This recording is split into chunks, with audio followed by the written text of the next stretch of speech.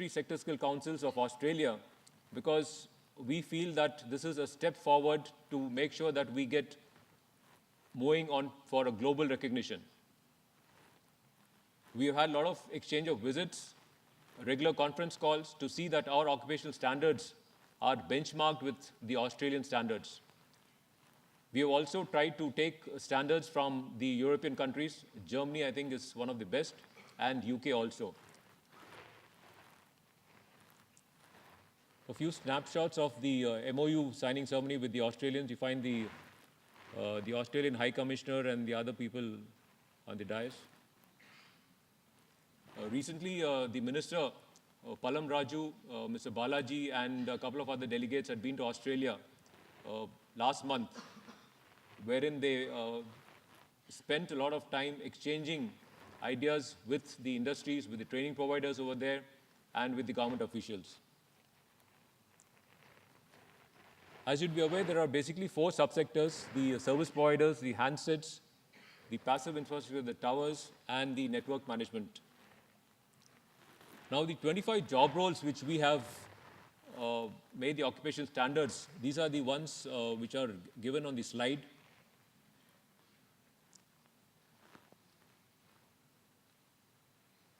The network management, of course, are basically for the diploma holders and the engineers. Most of them are the people with engineering background. Passive is for the diploma holders and the ITI, and the rest are for the non-technical background people. On the 16th of August, there was a scheme was launched by the government. If you have heard about this 1,000 crores project which Chidambaram had promised during his budgetary speech. Now, this was launched on the 16th of August, and basically it is to skill 1 million youth, and they have now targeted up to NVQF level 4. NVQ stands for the National Vocational Educational Qualification Framework. Just to give you an idea of it, level 1 is starts with the unskilled laborers, 1 and 2. Level 7 is for the graduates, and level 10 is for the doctorates. So level 4 is somewhere around ITIs and plus 2. So we have identified 11 such job roles, and we'll be targeting the training, and the scheme will be focused on these 11 job roles as far as the telecom sector is concerned. Some of the prerequisites are the contents needs to be aligned with these occupational standards, which are there on the website. A third-party assessment is mandatory.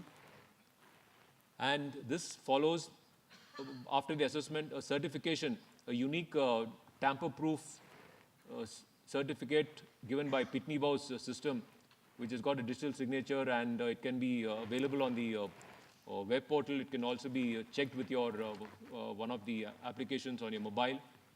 So this will be provided to the candidates, and there is an online transfer of 10,000 rupees after completion to the candidate's bank account. And everything is online. These are the job roles which we have identified. There is one more, which is the handset repair, which has gone down below. And these job roles have got a lot of people are there in the telecom environments today. Now, the assessment framework, we wanted to have a system where we do away with the subjective assessment, where a face-to-face assessment takes place. And we thought, let's go on to a technology-based, or if possible, an online-based system. And here we find that there are the occupational standards which are given in the second column. This is for an in-store promoter, managing the counter. What are the roles and responsibilities? What are the skill areas associated with it? And what are the personality traits? So now what we do is we have mapped these roles and responsibilities with the skill sets required and the personality traits. And there are instruments are there for evaluating the personality traits. These are commonly available instruments which are customized for this particular role based on the occupational standards. Now, the tests which are required to be done, say, for an in-store promoter, for the various competencies which are being tested, are given in the second column, and the modus of taking these tests are given in the last column. So this, we found that for this particular case, about 70% of the skill sets are covered by this mode of evaluation. And we wanted to make it as non-subjective as possible. It is scalable, robust, and it's just that all these are fed into the tabs. The tabs are distributed, and each one has got, he picks up this, the questions from a predetermined question bank. It's something like the BITS Pilani entrance exam. Everyone has got a different paper, and there's no, you can't copy or something like that, and it's all time-based. So you have the evaluation, and you come to know your results, and it's all date and date stamped and everything. It's a tamper-proof kind of a system. So like this, we have gone on for the other roles also, and we'll be trying it out. The pilots are already on.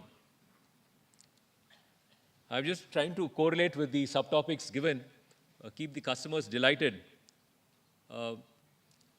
What we'll do is, rather than calling the customers, we'll call them various stakeholders. Now, the various stakeholders, as far as we are concerned, we have the students, the academia, the government, the industry, and then the training providers. The LMIS is a labor market information system which is going to come onto the portal, and this is just to give you an idea of what it is going to depict and how it's going to help you navigate. So each of these stakeholders will be given a unique access code, and the kind of data which is available or which is required by this particular stakeholder will be accessed by the concerned stakeholders. So if it's a student, you would like to know something about the employment potential, you'll come to know aspects related to that. If it's an industry-related aspects, you will gather. So the various the sectors are there: the auto, telecom, retail, gems and jewelries, and construction, whatnot. We'll take on telecom. The four subsectors which I've covered earlier, and let's take the service provider, one of them. There are various occupations, say the customer support or the sales and marketing. Let's take one, the customer support. And these are the entry-level job roles: the customer care executive, call center, the customer care executive, relationship center, and the sales, you have the sales, marketing. And now we take one of it, say the customer care executive. The information will be gathered and available on a pan-India basis. Now, a person can choose, okay, what is the potential of getting a job in Delhi or Mumbai, whatever it is? What are the companies which are available there? And what is the employability potential? We can also go company-wise. If I'm interested, I want to go specific to a particular company, you can choose. And what are the companies, what are the outlets available in various places, and the job opportunities. So this is something which is prevalent in abroad, and we are developing this so that tomorrow information is available on the website for everybody to access. And this information is coming from the industry. We are having some market research people. A lot of secondary data is available as far as mapping from the supply side is concerned. Now, coming to the standards and the goals. As far as the transformation is concerned, today we are around 2.6 million, I told you earlier. And with the kind of growth rate which is taking place, we'll go up to 5 million in another 10 years. Of course, last 3 months, there have been a bit of stagnation, but nevertheless, it's a passing phase. We'll go through it. So which means that we'll be requiring about 500 training centers and about 25,000 trainers, basically to skill up the volumes which were involved. Can I go to the standards? I'll just show you a bit of a snapshot of what an occupational standard looks like.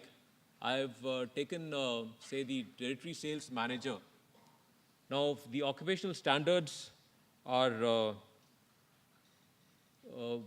the definition is given here. Occupational standards are performance standards that individuals must achieve when carrying out functions in the workplace together with specifications of the underpinning knowledge and understanding. Now, what we have done is for every occupational standards, we have broken down into tasks or functions. And for each of these functions or tasks, we have articulated what should be the scope, the knowledge required, the various competencies, skill sets required, and things like that. Now, here, it gives you a brief JD, a bit of personal attributes of what is expected. Yeah, you can come down. Gives you what is the minimum and the maximum qualification required. Now, these are the 4 standards which are written down. See, manage the distributor, increase revenue and market share, distribution expansion, process adherence. Now, a couple of definitions. We can just go down. Yeah. And then we have some abbreviations also which are being used in these standards. Yeah. This is basically for giving the numbers for each of these standards. Yeah, you can go down. Yeah, down. Down. So that gives the career path of and whom is this guy, who are these stakeholders with whom he's interacting.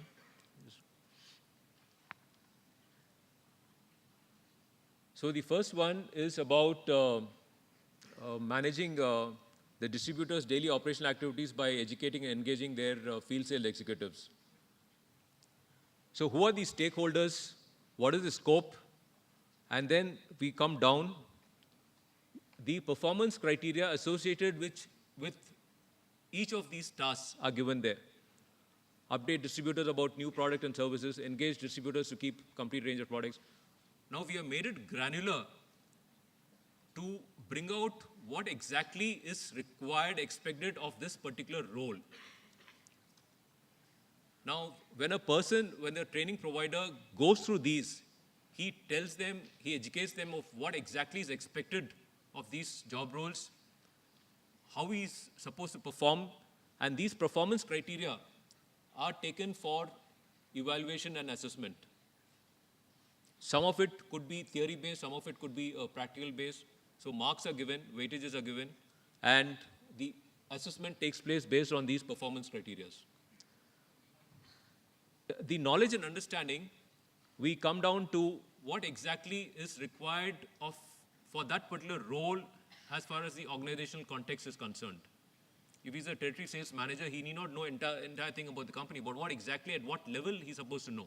So that is given over there. And yeah, you can come down. And what is the domain knowledge he's supposed to have as far as for performing that particular role is concerned. Now, all these things have been taken in from the industry, from the operational heads, from the HR heads, and at the grassroots level of the people who are actually, if it's a TSM, then we go down to the ZBMs, and we get their inputs. So this is how it's all been made. Coming down to the skill sets, we see there are 2 groups, basically, the core skills and the professional skills. Now, what exactly is involved? For this particular occupational standard, what is the level of oral and reading skills, and what is the level of reading, leadership and coaching skills? So you can scroll down. You can scroll down. Now we go to the next one. Now this is for achieving the share of gross ads SOGA and monthly revenue targets. Now here again, what are the performance criteria? This is a different set of performance criteria. So for each function, we have given performance criteria, and for each of them, what is the organizational knowledge which he's supposed to have, and what is the skill sets which he's supposed to have. You can, I think, open the next one about. Since most of you are engineers, I thought I'll show you the other PDF. I'll just give you a snapshot of the other PDF. Yeah, it's about the transmission engineer. A brief description about what his role is, what are the personal attributes. Now here, when we talk of assessment and certification, we want to follow the ISO 17094, which takes into account 3 attributes: the personal attributes, the knowledge part of it, and the skill sets. So the assessment will be based on evaluating all the three, which are all articulated in these occupational standards. Yeah, come down. So again, as a transportation engineer, what his role is, the NVQ of level 6, minimum and maximum qualifications, and these are the three roles, functions which he's supposed to play. Basically coordinate preventive maintenance, coordinate fault management, and upgrade the systems. For each of them, these are all the, yeah, you can scroll down. Down. Again, abbreviations and some descriptions. So here we come down again to the same, what is the scope for each of these three tasks? And you can come. So what is the performance criteria, which is grouped wise? As even if it's a question of using the tools or you're conducting tests, what exactly is supposed to know at to what level? So everything has been brought out there, and these are actually being tried out on ground. In fact, when we ran it through the training providers of the industries, they were also said there are a lot of things which we have overlooked and we are not covered in this, and definitely this is going to bring in value to the training part of it. And when we have a robust assessment system, when we're going to evaluate the guy based on all this, we can be assured that he's fit in his job and he'll do a much better job than the person who are there presently working. So this is just to give you a little bit of snapshot of what it is. And you'll see that here is a different set of knowledge, organizational knowledge which is required. And it goes on to even the safety things, the health hazards, various kinds of technical knowledge which is supposed to possess. Yeah, you can just go down. So here he has a different set of skill sets are required, including some of the equipment operating skills, analytical skills, technical interpretation skills, and so on and so forth. So I think yeah, you can wind up. I've given you a little bit of idea about what these occupational standards are and how we are going to approach the entire thing, and we intend to transform the workforce by having to start off with a proper occupational standard, have a system of a content which is aligned to these standards. We'll have it checked, and we are doing it in our office. Have a system of assessing the trainers, certifying them, and lastly, have a robust assessment framework. With this, we intend bringing in a quality training, and that's the transformation which we are trying to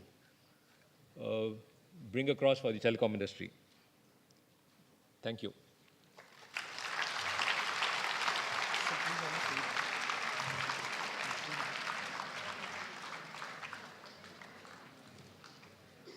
Thank you very much, sir, for your valuable insights. I request my colleagues to felicitate sir with memento as a token of our gratitude.